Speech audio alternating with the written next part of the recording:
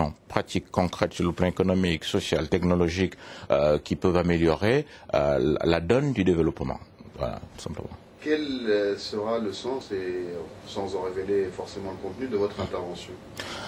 Moi, j'interviens sur un point précis. J'interviens le premier pour faire un certain balayage de la réalité actuelle de l'Afrique. Qu'est-ce que je vais dire?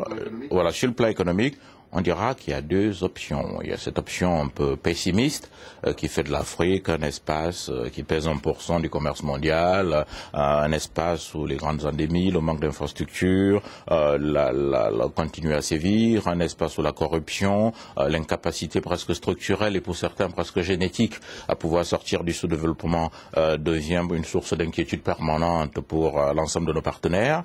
Et il y a une option qui est peut-être plus proche de celle que je défendrai, qui est celle d'une Afrique qui aujourd'hui fait 5 à 6% de croissance moyenne, qui est une Afrique où il y a un regain d'intérêt en termes d'investissement privé, en termes de capital risque, en termes de hedge funds, en termes de private equity. Tout cela, tous ces gens, toutes ces structures s'intéressent comme par hasard, sans compter les pays émergents qui font un retour absolument remarquable. Donc il y a un petit panorama très rapide à faire.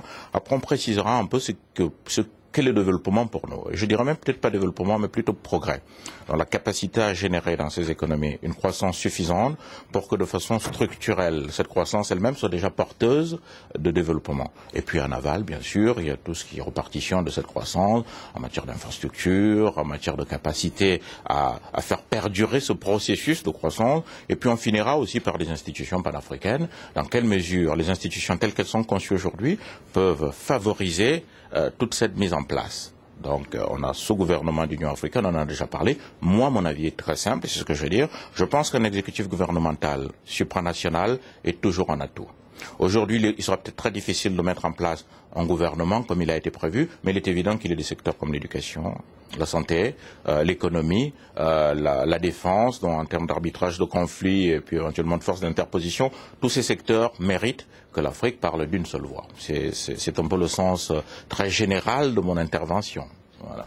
Comment tous ces acteurs en Afrique, de l'Afrique, qui sont différents...